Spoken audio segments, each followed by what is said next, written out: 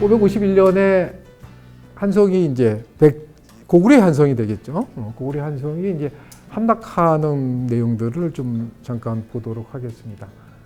뭐 백제와 신라가 연합군을 구성해가지고 각각 하류와 상류로 이제 공격해 들어가는데 현재 고구려는 여기에 대해서 어떻게 대응하고 있었을까를 문헌 기록에는 전혀 나타나지 않습니다.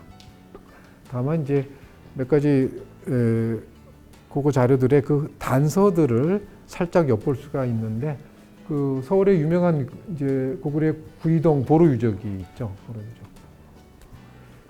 처음에는 이게 백제 고분인 줄 알고 있었다가 나중에 이제 아차산 일대에서 고구려 토기라든가 고구려 유적에 대한 이해들이 높아지면서 이게 이제 결국은 고구려의 군사 보루였다라는 것이 확인이 되었죠. 이 구이동 보루 유적의 출토 유물들을 보면 그 철기류와 토기류들이 아주 대량으로 출토되는 그런 상황이었습니다.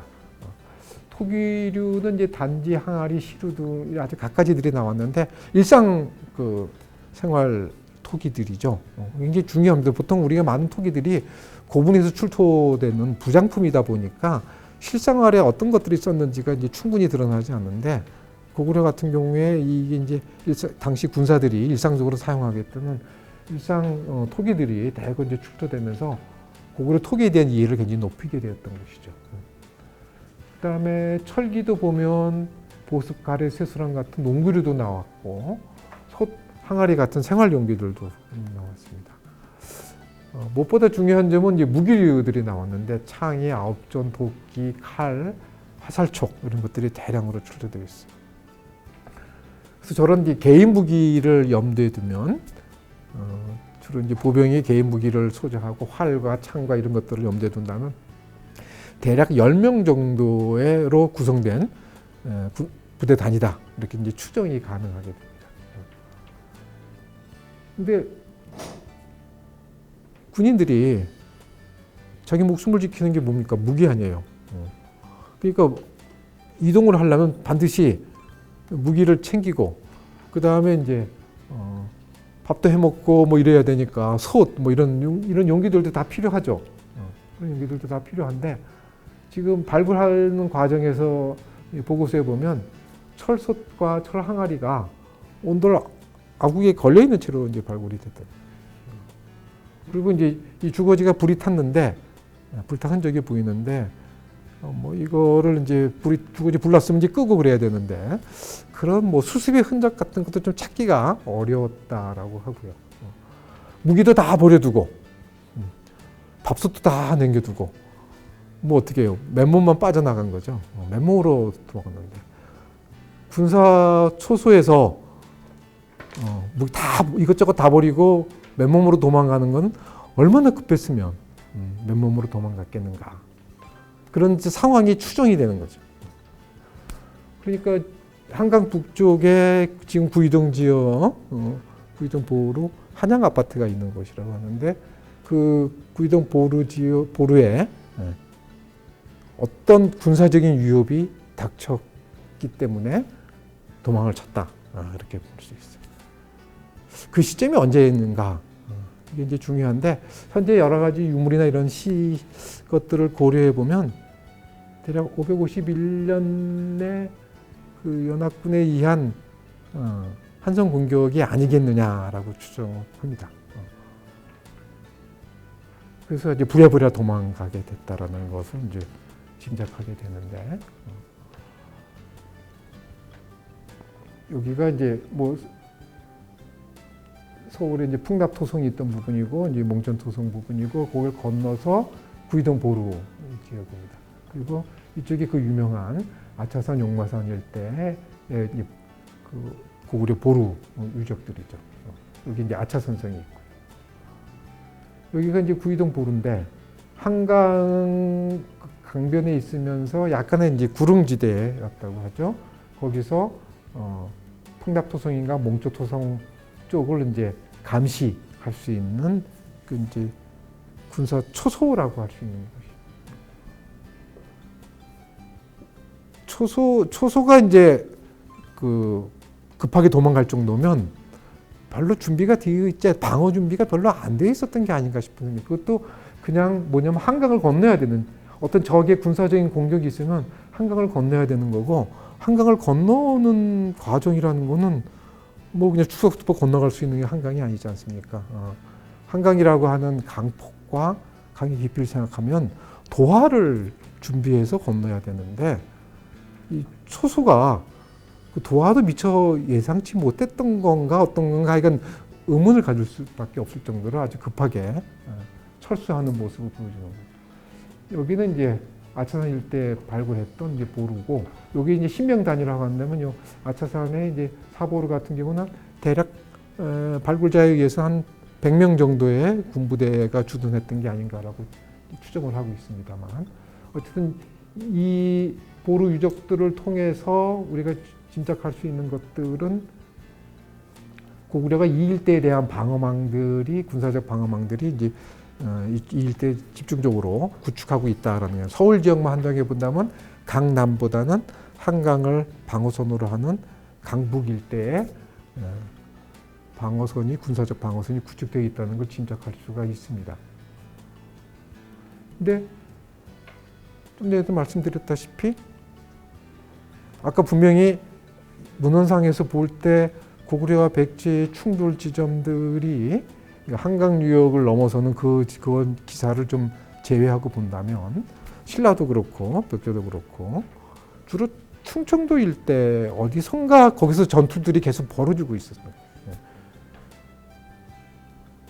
도살성, 금연성도 아마 대개 그 일대로 이제 짐작을 하고 있는데, 550년에 거기서 신라가 고구려와 백제 군사들이 충돌하고 있는 그 과정에서 두 성을 차지했는데, 그 이듬해에 백제군이 북진을 해 나갈 때 한강 이북에 있는 군사 초소들이 날벼락을 맞은 기분으로 해서 도망치는 이런 상황이 과연 뭘까? 한번 여러분들도 상상을 해보세요. 이게 설명이 잘 안 됩니다. 설명이 잘 안 돼서 도대체 어떤 상황이었길래 이 구이동 보루 유적이 유적상에 보이는 그런 급박함이라고 하는 것이 실제 맞다고 한다면 이런 일이 벌어지게 됐을까라는 뭐 상상해 볼 수밖에 없는데, 그 중간 과정에 어떤 일이 벌어진지 문헌 자료가 없고 다른 국어 자료도 현재 충분히 나오지 있지 않기 때문에 551년에 북진들이라고 하는 것들이 우리가 좀 북진의 상황들을 짐작하기가 좀 어렵습니다만, 유일한 단서가 지금 이 보루 유적이라서 그런 상상들을 해보시라고 말씀을 드리는 겁니다. 과연 521단계 방어선 문제를 제가 또 얘기를 했는데, 좀 전에 얘기했던 그 부분들이죠. 550년에 도살성과 금연성, 이게 위치 비정들이 잘 안 돼요. 뭐 이런 설 저런 설들이 있는데, 도살성을 뭐 계산으로 보기도 하고, 그 다음에 뭐 천안 일대로 보기도 하고 뭐 그렇습니다. 그 다음에 금연성은 진천으로 보기도 하고, 뭐 또 세종시 일대로 보기도 하고, 뭐 어느 견해가 맞는지 충분치 않는데, 하여간 뭐 요 언저리인 건 틀림없는 것 같아요. 요 언저리. 괴산, 천안, 진천, 세종 요 언저리. 여기서 이제 전투가 벌어졌던 거예요. 그리고 이제 신라가 차지했는데, 그리고 이제 551년에 한강 유역을 빼앗기는 거죠. 그때 백제의 북진로와 신라의 북진로는 어떻게 됐을까라는 점을 좀 생각해 볼 필요가 있고요. 그 다음에 굉장히 중요한 남한강 상류의 충주, 그 다음에 여긴 제천, 원주, 이 일대에는 누가 차지하고 있었을까라는 점도 중요합니다. 그래서 이제 북진로라는 게 지금의 도로하고 크게 차이 나지는 않기 때문에 이제 연상해 보시라는 건데, 백제 같은 경우 이제 공주에서 또 올라갔으면 아마 이 라인으로 따고 올라갔을 가능성이 제일 높겠고요. 신라 같으면 이제 한강 상류로 올라갔을 텐데, 뭐 이 일대에서부터 이제 북진, 원주나 충주 일대부터 이제 북진을 해 나갔을 개연성이 있을 때, 이제 이 지역에 대한 장악이 어떤 것인가가 이제 짚어볼 필요가 있다라는 것이죠. 그래서 일단 신라가 차지하니까 신라가 이 부분에 대해서 어느 지점을 어떤 시기에 어떻게 차지하고 있는지를 좀 보도록 하겠습니다. 뭐 유명한 이제 단양 적성비죠. 1978년에 단양 적성에서 발견돼가지고 국보로 지정됐는데 이 건립 시기는 아직 논란이 있습니다만 어쨌든 550년 이전이다라고 이제 보는 것이고 여기 비의 앞부분에 진홍의 교를 받았던 인물들의 관등 등을 통해서 짐작해 볼 수가 있는 그 유명한 신라 이 시기에 활동했던 뭐 이사부라든가 무력이라든가 이런 인물들이 이제 대거 등장하고 있습니다. 이 적성비 자체가 이제 척경비의 역할을 갖고 있기 때문에 대개 이 적성비를 세우는 그 시점 언저리에서 단양 지역은 차지하고 있는 것이죠. 신라가 이 지역을 차지해서 이 지역을 차지한다는 것은 수백산맥을 넘어서 이제 북진할 수 있는 그 근거지를 확보했다, 교두보를 확보했다라고 하는 것을 이제 보여주는 겁니다. 이쪽 지역에 이제 교두보를 하나 확보한 것이고요. 그 다음에 아까 얘기했던 대로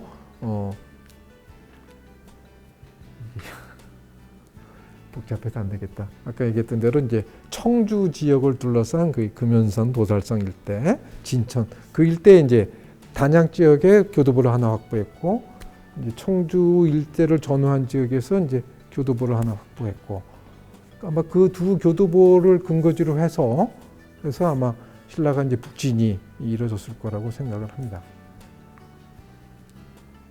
그래서 백제군과 신라군이 한강유역을 상류와 하류를 진격해가지고 빼앗은 다음에 상류의 상황들은 이제 철령, 고현까지 올라갔다라는 기사가 있으니까 짐작할 수 있는데 하류 지역은 어디까지 북진해 갔을까라고 생각해 본다면 대략 임진강 일대가 아니었을까. 그런 이제 칠중성 기록들이 계속 나옵니다. 그 이후에 백제와 고구려가 주된 전투를 벌이는 곳이 이제 칠중성이기 때문에 임진강변에 칠중성이기 때문에 칠중성 여기 보면 그리고 임진강 일대에 고구려 많은 이제 보루성들이 여기 이제 축조가 되어 있습니다. 이 보루성의 축조 시기에 대해서 뭐 논란이 많이 있어서 말씀드리긴 어렵지만 어쨌든 임진강 일대에 많은 이런 군사 유적들이 있다는 것은 여기가 기본적인 방어선이었다라고 하는 것을 보여주는 것이고요. 실질적으로 문헌상으로도 보면 7세기까지 계속 칠중성 임진강 일대에서 전투가 오고 가는 걸 보면 한강 유역을 이루면서도 이 지역 임진강 일대를 하나의 최후 방어선으로 만들었던 것은 틀림이 없지 않을까 그런 생각이 듭니다. 한강 하류 지역을 백제가 차지하고 상류 지역을 신라가 차지했을 때 신라가 백제를 말하자면 배신한 거죠. 진흥이 배신을 하고 백제를 기습해서 한강 하류를 차지하게 됩니다. 상류만 갖고 있다가 이제 이 상류와 하류가 뭐 어느 지점인지는 그건 좀 알기가 좀 어려워요. 이게 알기는 결국 뭐 북진도 가지고 대략 짐작할 수밖에 없는데 상류와 하류의 뭐 경계선이 어느 정도였을지는 모르지만 어쨌든 하류는 백제의 본래 본거지였기 때문에 서울을 중심으로 한 이 일대였을 테고 신라는 상류 일대를 차지하게 되고 신라가 위험을 무릅쓴 거죠. 사실은 고구려라는 주적이 여전히 있음에도 불구하고 백제 이제까지 오랫동안의 군사 동맹 관계를 맺었던 백제를 배신하고 한강 하류를 차지했다. 이건 뭐 사실 도박과 마찬가지라고 생각이 듭니다. 더군다나 이제 상대방을 뭐 진흥왕과 성왕이 뭐 충분히 서로에 대해서 어떤 관계를 맺고 있는지 상대방을 어떻게 읽고 있는지는 잘 모르겠습니다만 아까 우리가 봤듯이 성왕에 대한 여러 설명들을 이렇게 보면 만만치 않은 인물이라는 게 이미 소문이 다 바닥에 났을 거 아니에요. 그리고 이제 북진을 위해서 협의하는 과정에서도 그런 것들을 파악할 수 있을 텐데 진흥왕이 젊은 때니까 16살 젊은 때니까 뭐 패기가 만만해가지고 뭐 그런 걸 무시하거나 또는 그 폐기가 넘쳐서 그럴 수도 있고 또 나름대로 신중하게나 이것저것 다 계산을 한 다음에 했을 수도 있고 뭐 그건 알 수 없습니다만 그 만만치 않은 상대인 성왕을 배신하고 여전히 이제 고구려라는 주적이 있는 상태에서 한강하류를 빼앗는 이유가 과연 뭘까? 이게 굉장히 중요한 것 같은데 제가 알기에는 그 부분에 대해서 별로 이렇게 설명해 놓은 게 없어요. 한강 하류가 굉장히 중요하다는 건 다 알죠. 이 지역이 굉장히 중요하기 때문에 당연히 이 지역을 차지해야 된다. 뭐 백제한테도 중요하고 그건 신라한테도 중요하고 그쪽이 중요한 건 틀림없는데 중요했기 때문에 차지했다라고 설명하기에는 뭔가 좀 부족한 같은 것들이 좀 있죠. 그것도 뭐 시간을 둔 게 아니라 551년 그 바로 이듬해 그런 일이 벌어졌다라고 하는 것은 이거는 정말 간단치 않은 거고 신라로서 하여간 대단한 승부를 걸었다라고 할 수 있습니다. 그리고 결국 이걸 빼앗긴 방심했다가 빼앗겼다고밖에 볼 수가 없겠죠. 사실은 한강 하류를 차지하는 것도 쉽지 않을 것 같은데 백제 입장에서도 정말 여기를 자기의 원래 나라의 그 발상지 아니에요. 이거를 정말 어렵게 차지했어요. 고구려 물리치고 그리고 고구려가 또 언제 남아할지도 모르고 여기에 대한 이 지역을 지키기 위한 만만치 않은 뭐가 있었을 텐데 물론 신라가 배신하리라고는 예상하지 않았겠지만 그래서 이제 일종의 뒤통수를 맞은 거긴 하겠지만 그래도 한강 유역을 지키기 위해서 뭐 적지 않은 군사력이나 이런 것들이 투입되었을 가능성이 높은데 뭐 어떻게 그렇게 그냥 잃어버렸는지 뭐 그건 잘 모르겠어요. 전혀 거기에 대한 흔적이 없기 때문에 어쨌든 빼앗기고 말았고 그거를 이제 탈환이 목표였겠죠. 어쨌든 신라의 배신에 대한 군사적인 공세가 바로 이제 유명한 옥천에서의 관산성 전투로 이어지게 되는 것이죠. 그리고 결국 관산성 전투에서는 백제군의 패배로 귀결이 되었습니다. 그리고 단순한 패배가 아니라 성왕이 이제 여기서 전사하는 그런 가장 큰 희생을 치르게 됐고 백제 주력 부대 뭐 3만에 가까운 주력 부대도 여기서 이제 괴멸의 상태까지 빠져버리게 되죠. 뭐 결과적으로 그렇게 됐다는 것이지 실질적으로 관산성 일대에서 벌어지는 전투의 상황들을 보면 뭐 신라군의 열세였다고 볼 수도 있고 낮에 그 군사 동맹이 깨트린 이후에 만약에 관상 전투에서 신라의 패배로 기획을 했다고 그러면 정말 국군이 흔들릴 수도 있을지도 모르는 이런 상황까지 갔던 것이에요. 그럴 상황까지 하여간 그때까지 벌어졌을 때 왜 신라는 동맹군을 배신하고 했을까? 이런 이제 생각을 해보게 되는데 맨 처음에 제가 남한강 유역, 뭐 한강 유역, 물길 뭐 이런 것들을 쭉 말씀드렸던 이유가 사실 여기에 있습니다. 제가 그 얘기를 좀 가능한 설명할 수 있는 게 과연 뭘까라는 생각을 해보면서 아까 충주와 원주 일대를 누가 차지했을까라고 생각하는데 그 551년 시점에서는 다 좀 불분명해요. 아주 불분명하지만 아마 그 청주 일대 이런 부분들은 확실히 이제 차지하고 있고 뭐 충주나 원주까지도 가능성이 충분히 있지 않을까 싶은 생각을 하고 있습니다. 특히 이제 충주를 차지하고 있다고 본다면 이 충주에서 하류의 남한강 물길을 이용해서 하류로 여기를 차지하지 않으면 그 이 지역이 갖고 있는 중요성들은 반감 이상으로 상쇄돼 버려요. 말하자면 이제 한강 상류의 10군을 차지했다라고 하는데 이쪽에 차지했다고 하는데 북한강 일대까지 해서 차지했다는데 뭐 한강 하류 지역이나 남한강 일대에 비하면 껍데기죠, 껍데기.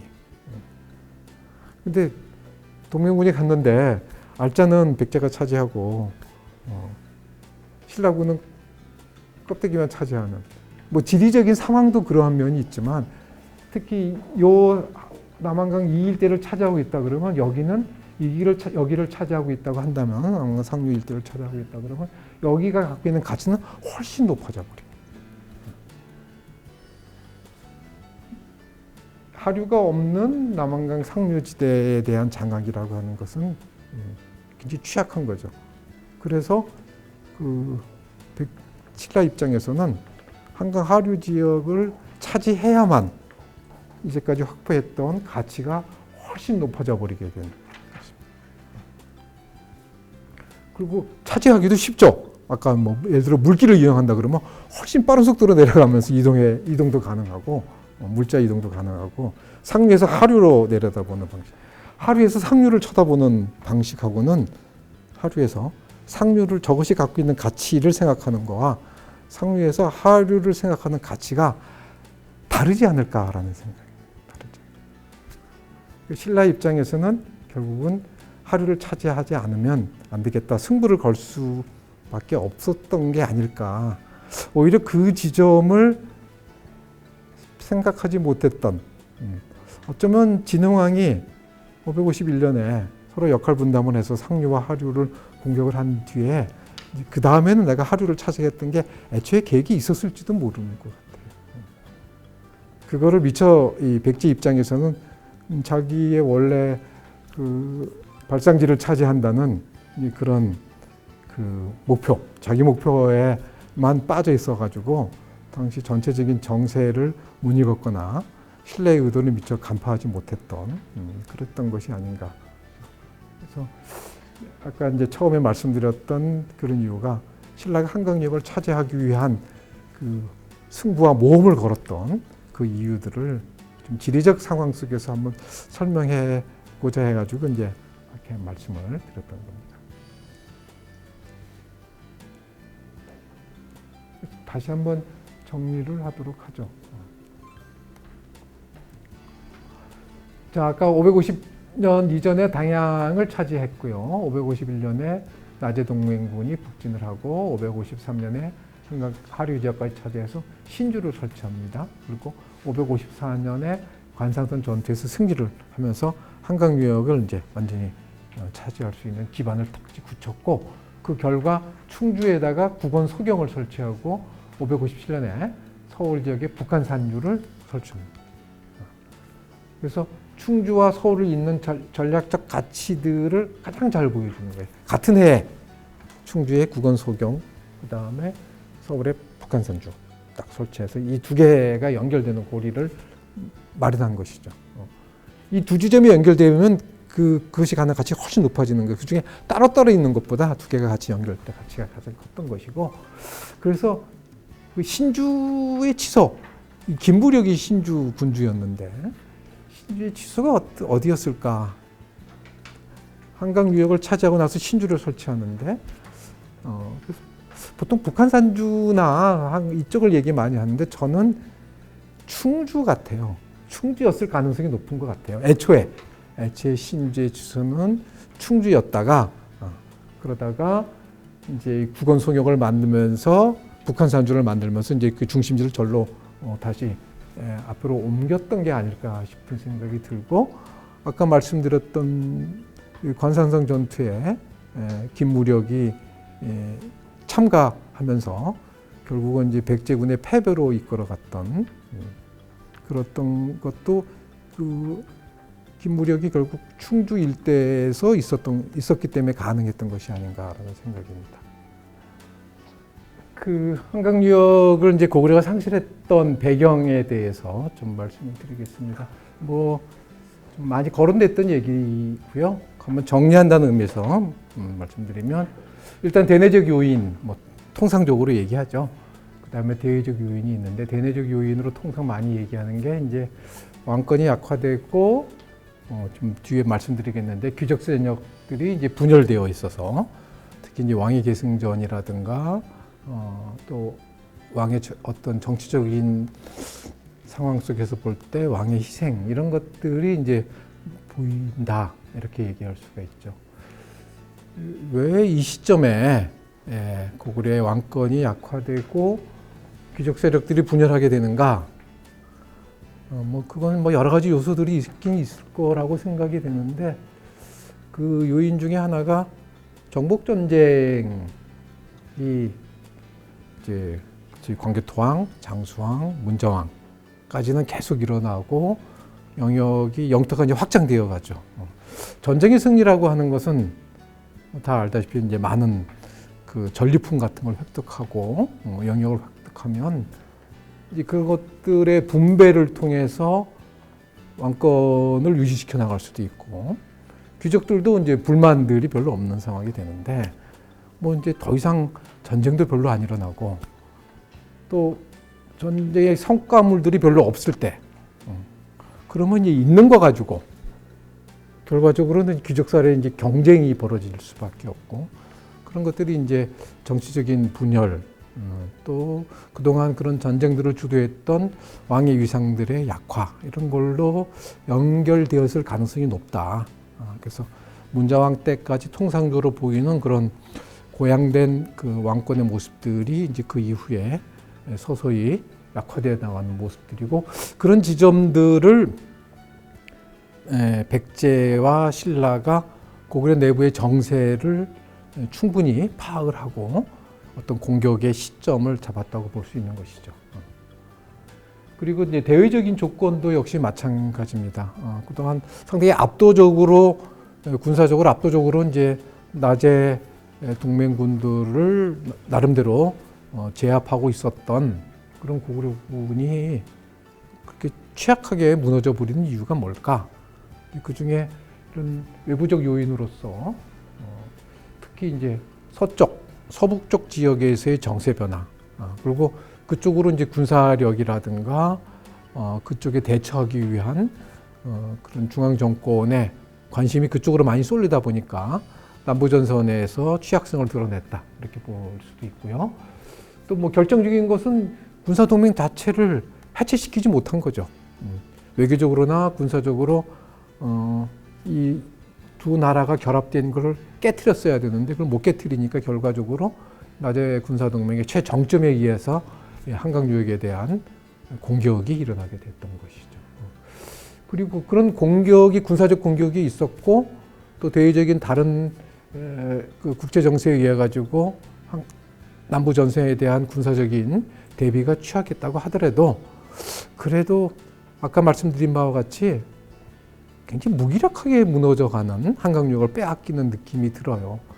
그 부분은 이 한강 유역 일대에 대한 고구려의 지배 방식의 차이가 그런 어떤 그런 차이성 때문에 일어났던 것이 아닌가. 여기 좀 논란이 많이 있고 아마 앞으로 고고 자료나 이런 걸 가지고 그 뒤에 강의에서 아마 설명이 되리라고 생각이 되는데 그 설명하시는 분들의 입장들도 좀 차이들이 아마 있으리라고 예상이 됩니다만 한강 유역이 중요하지만 이 중요한 지역이 고구려 입장에서는 그 백제나 신라가 생각하는 한강 유역과는 그 비중이나 중요성이 좀 다를 수 있다. 충분히 다를 수 있다. 그런 점에서 한강 유역을 운영하고 그다음에 이 지역을 통제하는 방법들 그런 방식의 차이들이 위해서 쉽게 이런 한강 유역을 상실하게 됐던 것이 아닌가 이런 추정도 좀 가능하다고 생각이 됩니다. 좀 구체적으로 말씀을 드리도록 하겠습니다. 아까 대내적 요인의 모습들은 특히 이제 안장왕하고 안원왕이 이제 정치적으로 희생되었다고 그 일본 서기에 인용된 백제본기에만 나옵니다. 삼국사기에는 전혀 그런 흔적을 찾아볼 수 없는데 그 아마 백제본기를 인용한 일본 서기의 기사를 보면 백제가 고구려의 어떤 정치적인 정세에 대해서 관심을 많이 갖고 있었기 때문에 충분히 신뢰할 수 있는 정보가 아닐까라는 생각이 됩니다. 특히 안장왕 같은 경우에는 그 서울 지역의 지리지에 보면 왕봉행이라든가 이런 기록에 그 한씨 미녀 설화가 있어요. 안장왕이 순행으로 내려오고 이 지역에 한씨 미녀가 맞이하는 이런 이제 설화가 설화적인 요소들이 전해지고 있는데 그 신채호 선생의 조선상고사에 보면 그 아주 굉장히 자세하게 그 설화를 이제 설명해 기록하고 있는 게 있어요. 뭐 그건 지나치게 이제 너무 설화적인 데여서 신뢰할 수는 없지만 삼국사의 이 기록만큼은 충분히 믿을 수 있는데 그런 것들이 그 어떤 한강 유역의 어떤 세력과 안장왕과의 어떤 정치적 관계들을 드러내주는 거고 그런 것들이 안장왕의 어떤 그 희생으로 이어졌던 게 아닌가 뭐 이런 짐작도 가능합니다. 특히 안원왕 같은 경우는 아주 구체적으로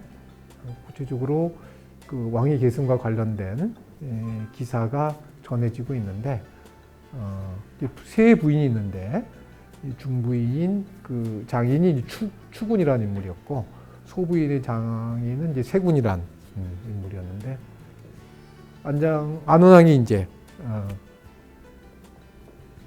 병에 걸리니까 차기 이제 왕위를 놓고 아주 왕위 계승전이 아주 대대적으로 벌어지게 되죠. 그래서 결과적으로는 세군 측 희생자가 2,000명이다. 고대 도성에서 두 정파가 무력 충돌을 일으켰는데 한쪽이 2,000명이 죽었다 그러면 어마어마한 숫자가 죽은 거죠. 아주 치명적인 타격을 아마 입었다고 생각이 될 수 있는데 물론 삼국사기에는 없지만 충분히 그런 개연성들이 있어 보입니다. 그래서 이제 안원왕이 8세에 즉위를 하게 되는 것이죠.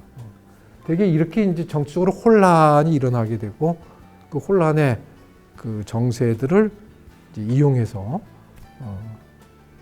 나제 연합군의 이제 북진 공격이 이루어졌다라고 보는 것이죠.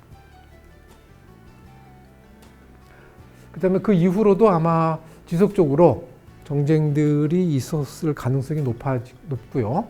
특히 그런 중요한 사례 중에 하나가 557년에 환도성 그러니까 고구려의 그 두 번째 수도, 평양 이전의 수도였던 오랫동안 수도였던 국내성 일대에서 뭐 환도성 간 줄인지 환도성의 간 줄인지는 뭐 정확히 하기 힘들지만 어쨌든 반란이 있다라고 하는 얘기는 중앙 경계에 있었던 왕위 계승자의 여파가 지속적으로 일어나고 있다라는 중요한 사례라고 생각이 됩니다.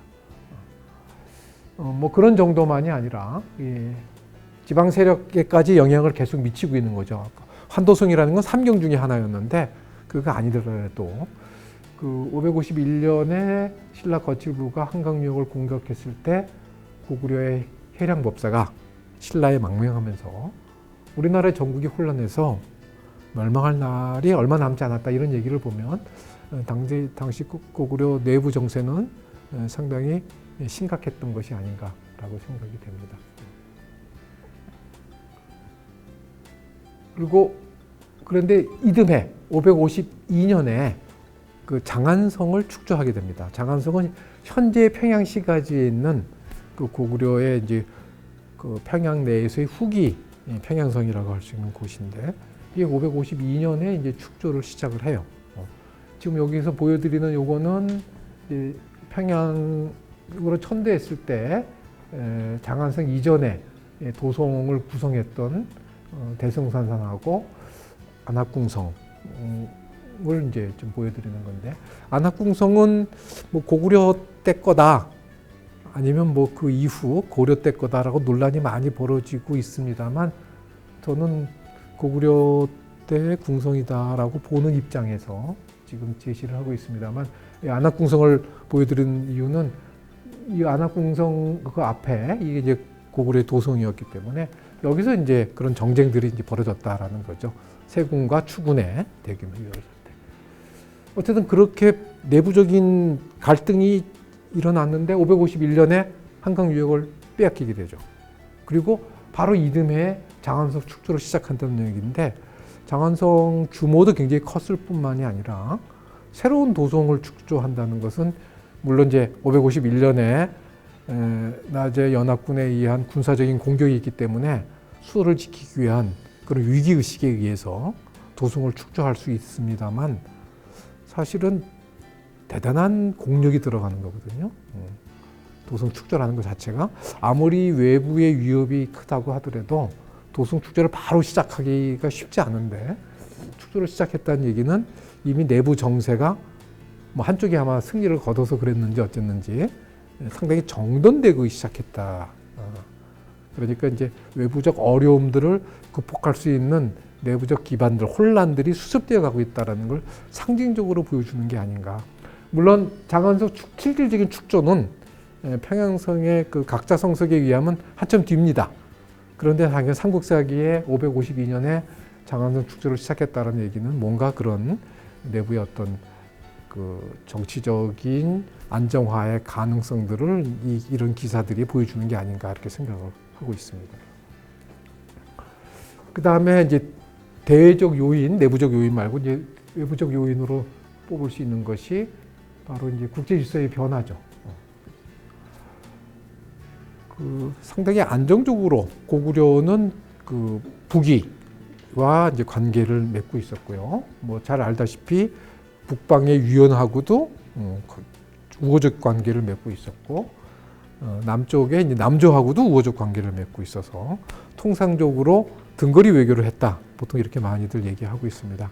그런 기본적인 외교적 설계는 장소왕에 의해서 이제 만들어지고 그것이 그 이후에 왕한 때까지 쭉 이어져 가는데, 등거리 외교라는 말은 조금 어색하다는 표현입니다. 왜냐하면 고구려와 북위의 관계가 훨씬 밀도가 높은 관계를 유지하는 과정에서 그걸 기반으로 하고 유연과 이제 남조하고 관계를 맺고 있는 거기 때문에 그만큼 이제 국경을 접하고 있는 북위와 관계를 유지하고 있는데 이 북위가 혼란이 일어나기 시작하면서 분열이 되기 시작합니다.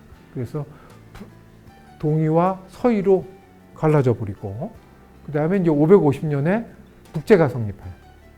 북위가 이제 북제가 성립하고 서쪽에서는 북주가 557년에 성립하게 됩니다. 즉 이제까지 굉장히 안정적으로 유지하고 있었던 북위와의 관계가 깨져나가고 새로운 국가, 물론 이제 북위를 이어가는 그런 내용을 갖고 있는 국가이긴 합니다만 북제가 등장한다는 것은 이제 외교적으로나 국제 질서의 변화 속에서 고구려가 새롭게 대처를 해야 된다는 것을 뜻하는 것이죠. 이게 550년에 있었고요. 그 다음에 또 한편으로는 이 북방의 세력도 변하게 됩니다. 그 전까지는 고구려와 관계를 맺고 있던 유연 세력이 쇠퇴되고 돌궐이 등장하는데 그게 대개 552년의 시점이 되고 그 돌궐이 동쪽으로 동진해 오면서 고구려와 이제 충돌하기 시작한 거죠. 대략 설명해서 조금 구체적으로 말씀을 드리도록 하겠습니다. 북제와 북주의 등장을 했고 이 돌궐이 유연을 격파하면서